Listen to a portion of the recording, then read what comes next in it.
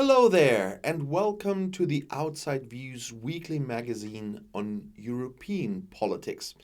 Of course, the UK is one of the topics this week, and we're starting with a little bit of fun. When British Prime Minister Liz Truss announced her resignation from office, the BBC was one of the first to report the news. And the official Twitter channel of the German Federal Ministry of Economics reacted to the report with an idiosyncratic post.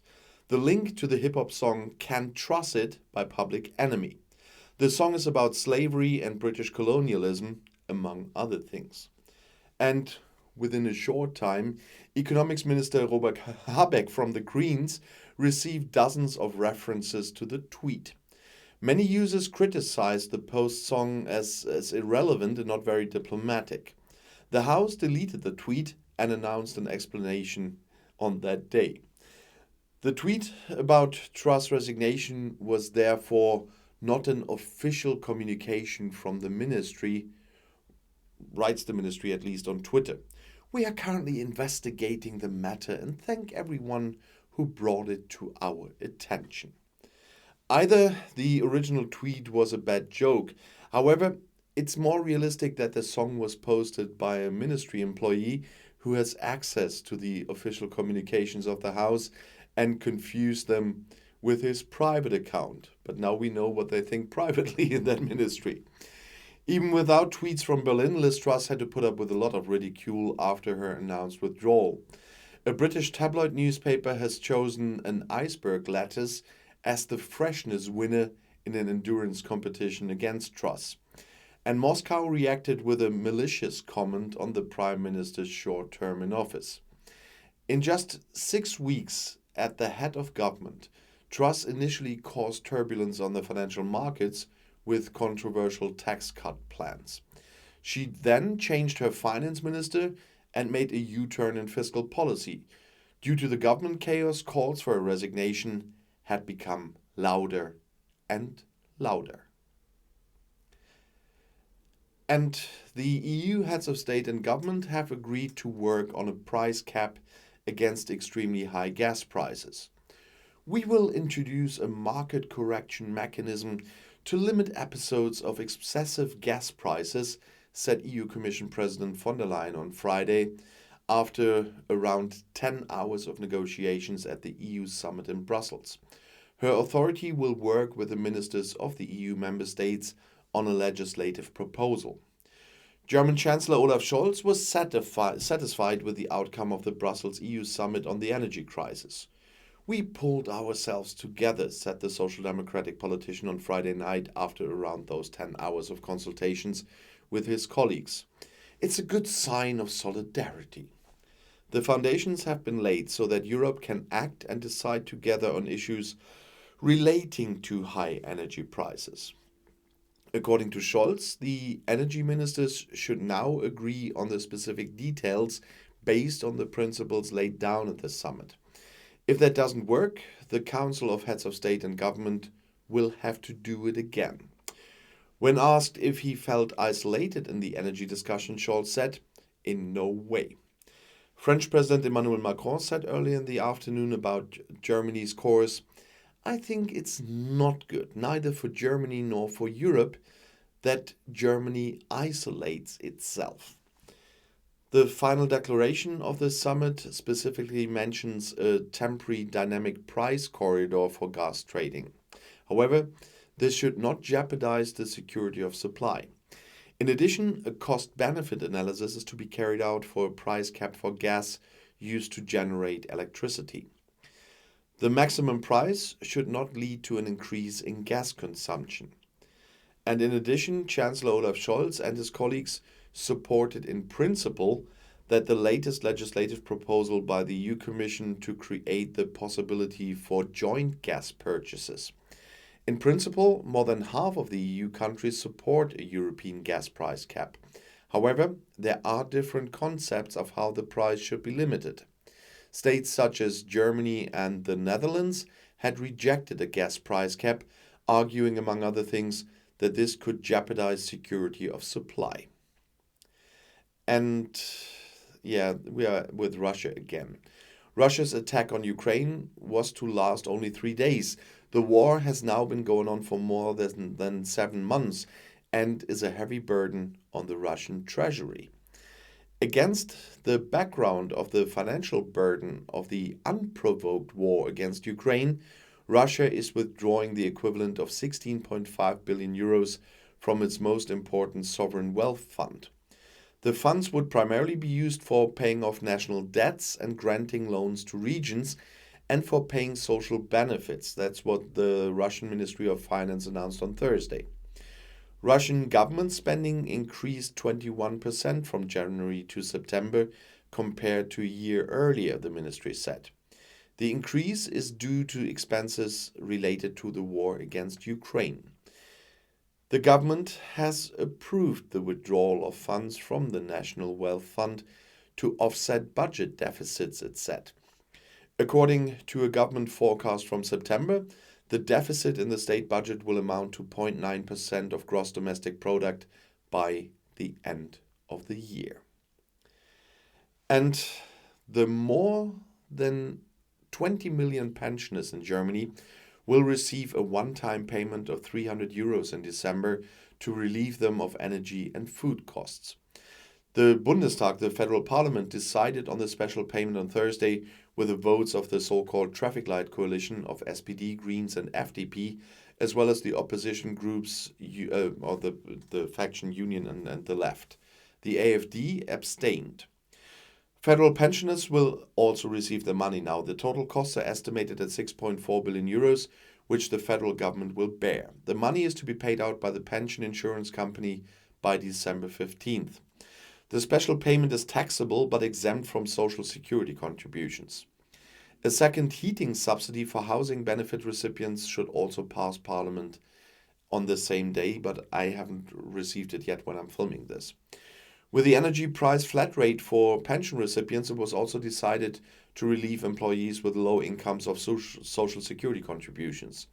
For so-called mini-jobs, the social contributions have so far increased slowly to the full amount with a monthly income of between 520 and 1,600 euros.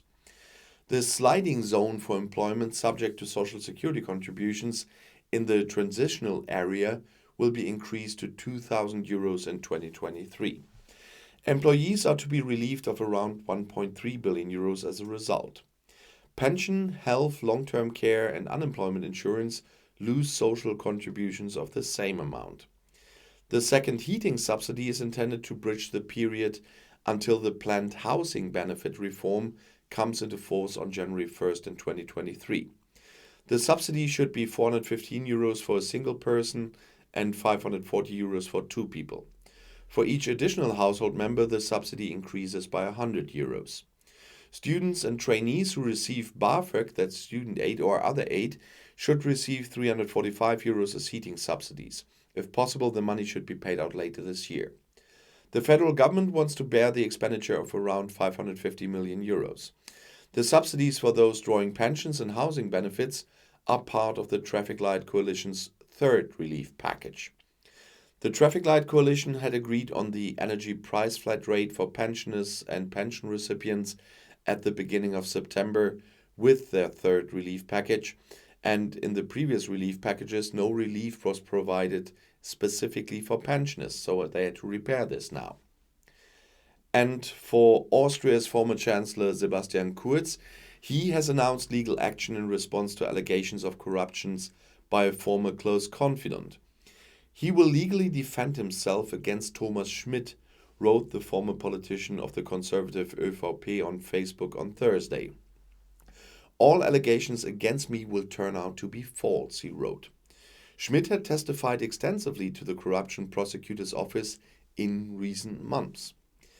In the minutes which became public this week, he described Kurz as having commissioned a system of tax-financed, glossed-over opinion polls. The public prosecutor's office had already investigated the suspicion. Thanks to Schmidt's statements, more concrete information is now available, and obviously a problem for Kurz. As proof of his innocence, Kurz's lawyer gave the public prosecutor's office a recording of a conversation between his client and Schmidt, which the two had in October 2021 after Kurz resigned on suspicion of corruption. In it, Kurz repeatedly asked why he was seen as the client of the survey affair. Schmidt replied evasively several times, but at one point described the allegations against Kurz and him as completely absurd. Kurz concluded on Thursday that Schmidt had subsequently invented allegations in order to get away with being a key witness.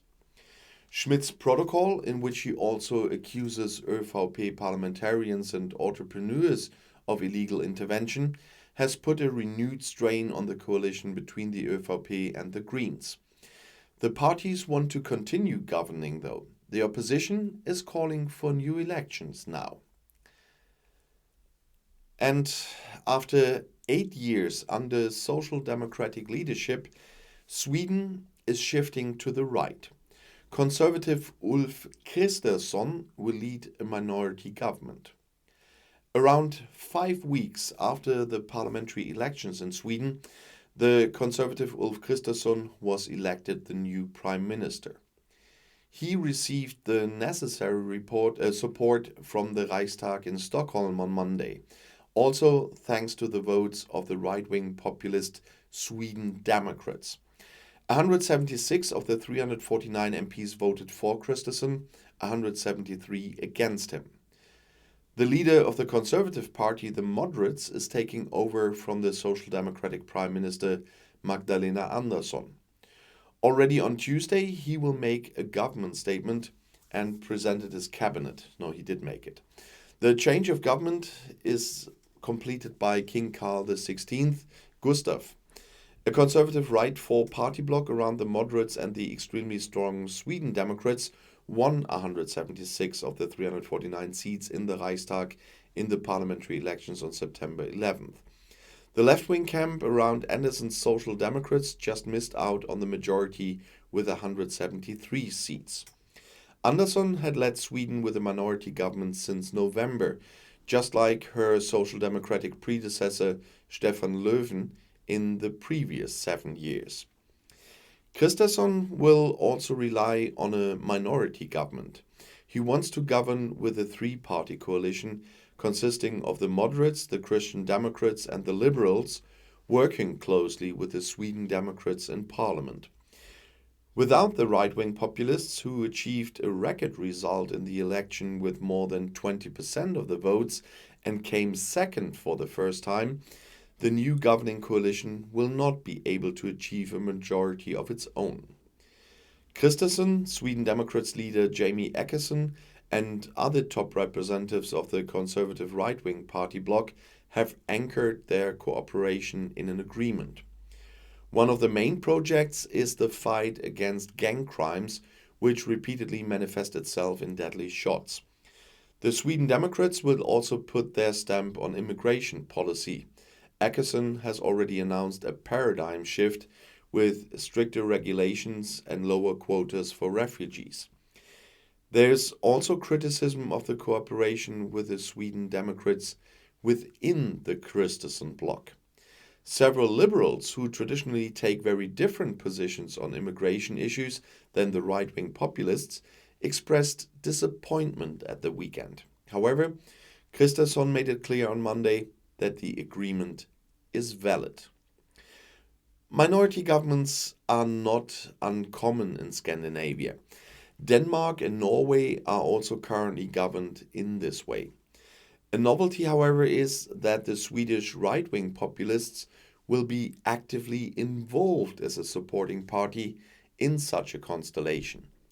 Their position also gives them great influence in immigration policy. And we have to talk about immigration policy again because Athens wants to avoid illegal migration from Turkey and put up a fence. Now border guards have discovered migrants there who are trying to get into the country without any means. According to Greek ministries, border guards picked up 92 naked migrants who were said to have been driven from Turkey across the border to Greece on the Iris border river in northeastern Greece. According to the Greek Ministry of Citizen Protection, the incident happened on Friday last week. Officials from the EU border protection agency Frontex are said to have been on site on the Greek side of the border. However, Frontex initially gave no confirmation of the facts.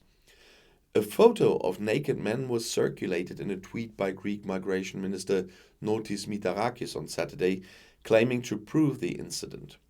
The minister accused Turkey of sending the people across the border. Turkey's behavior towards the 92 migrants rescued by Greek border guards on the Evros is a disgrace to civilization. Ankara is expected to investigate the incident, Mitarakis wrote. The Green Ministry of Citizen Protection also confirmed the incidents. Accordingly, police officers from the Greek border guards rescued the people in cooperation with Frontex. The migrants were naked and had no luggage with them, it said in a statement on Saturday. Some of the migrants told Greek officials that they were transported to the river in 3 vehicles owned by the Turkish authorities and placed in rubber boats to cross to Greece. Some of the people are said to have suffered injuries, according to a statement from the Greek police. The migrants were clothed and cared for then. Athens wants to almost completely seal off the border on the Evros River in the northeast of the country because of the increased number of illegal border crossings from Turkey.